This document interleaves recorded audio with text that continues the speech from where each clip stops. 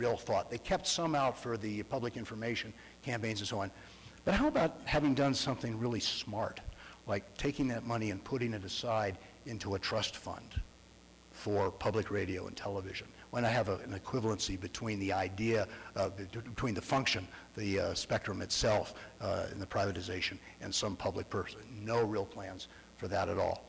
And then meanwhile, with no must-carry and no equivalency requirement relative to the 19.4 megabits, the carriers are not taking all of each station's over-the-air bandwidth. I've already referred to this. This is happening to the commercial broadcasters to a certain extent as well, but it is also happening to public television stations around the country.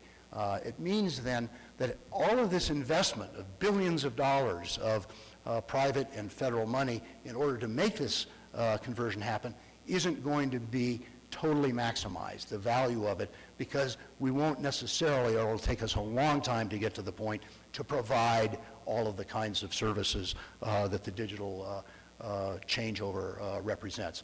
There's a little side issue I can talk with some of you later if you're interested about the alternative public stations who also have an additional restriction with the carriers that is a problem for us as well too.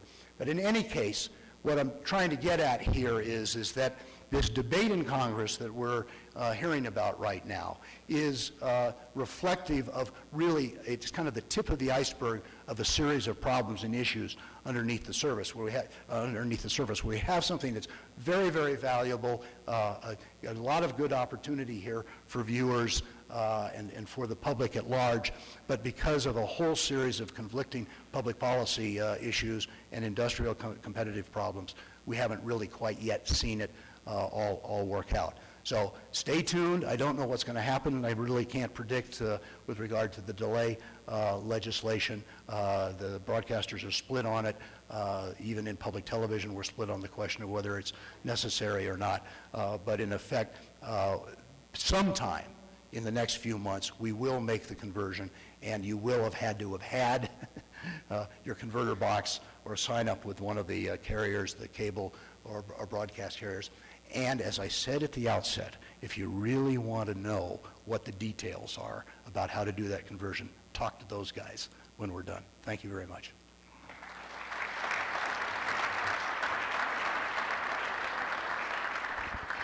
Today I have the pleasure of giving away 2 Rotary Silver Dollars and 2 baseballs.